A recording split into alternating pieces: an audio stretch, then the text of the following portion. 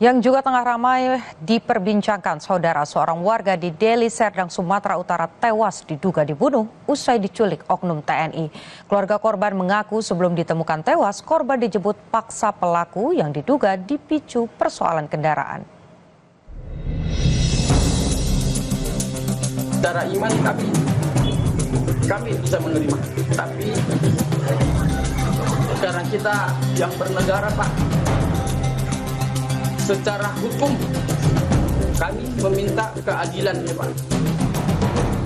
Andrea Sianipar, warga Deli Serdang, Sumatera Utara tewas usai diduga diculik dan dibunuh oleh oknum anggota TNI.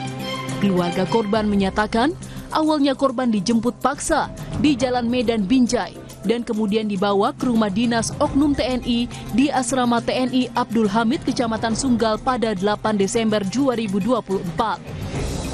Saat itu beberapa rekan korban sempat membuntuti mobil yang membawa paksa korban. Namun sesampainya di rumah dinas, para kerabat korban diusir dan diancam oknum TNI dengan membawa senjata tajam.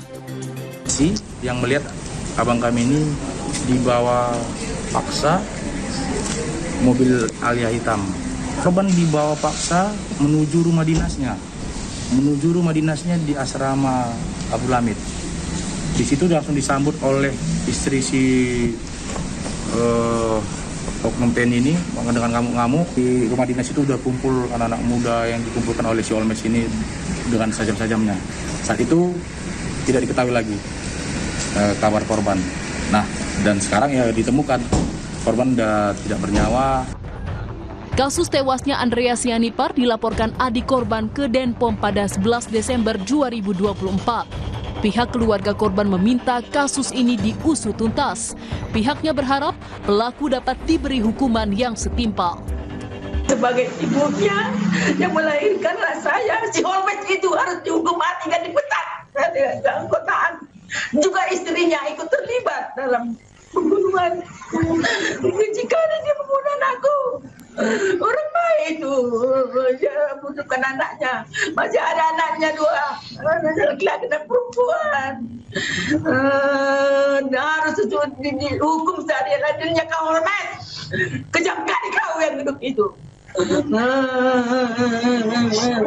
Tega kau membunuh anakku. Tim gabungan Pomdam 1 Bukit Barisan dan Polrestabes Medan tengah melakukan penyelidikan terkait kasus ini.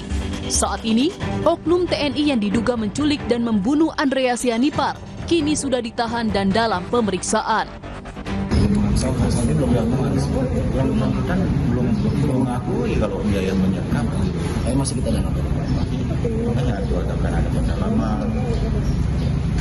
Untuk keputusan yang penting validitas yang kita butuhkan. Artinya sejauh ini sejak Sabtu itu sudah ditahan terlebih dahulu. Sudah, kita lakukan tindakan kita dalami, kita periksa. Sebelumnya setelah belasan hari hilang, korban ditemukan di kawasan Kebun Sawit, Kabupaten Labuhan Batu Utara dalam kondisi meninggal dunia pada 21 Desember. Diduga kasus ini dipicu permasalahan mobil rental.